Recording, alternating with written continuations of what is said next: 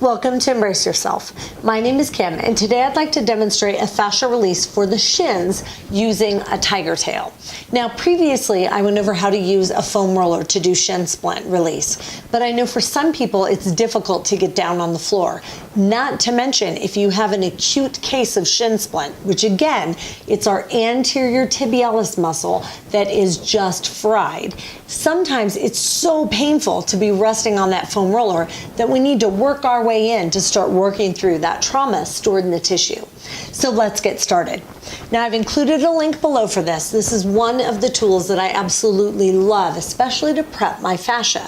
What I'm going to do is start, and I always come just below the knee joint, and I start rolling down my shin. So keep in mind that the anterior tibialis is responsible for flexion of the foot towards the knee. So it shortens and contracts. So I can flex my foot and start to really roll out this muscle, and boy, will you feel it when the muscle is contracted.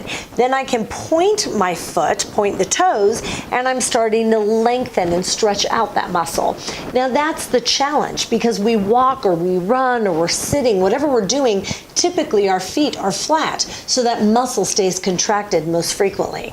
So this is the reason why runners especially have a hard time with this muscle, because they start to feel all that impact force of running after day.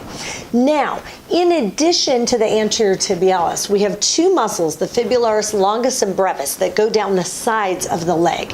So I like to take my tiger tail and start to work both up the inside of that lower leg, as well as coming down on the outside. And you may find an area where it is really tender.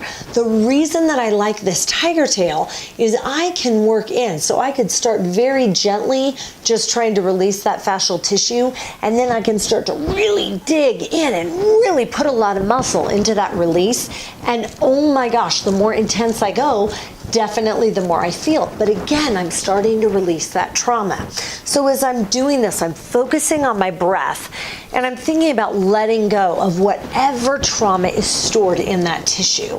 It really is not just physical trauma that gets stored there, and that's where a lot of the new research that's coming out talks about things that we've experienced that get lodged in certain areas. And especially if you think you have some kind of a traumatic event where you get hurt, oh my gosh, imagine the trauma is stored there.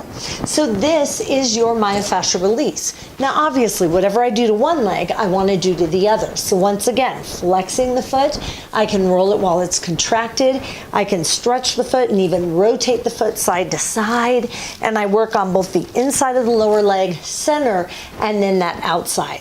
Now remember, to release a shin splint, just because my pain presents here, doesn't mean that's where it's coming from. So it's important to make sure that you're doing a release for your quadriceps, for your hamstrings, for the side of the leg and the IT band, as well as the glutes. Anything you can do for the entire lower body is going to make a difference.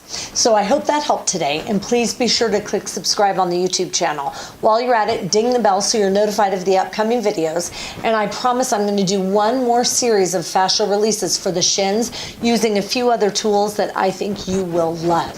So I can't wait to see you next time, and thanks so much for joining.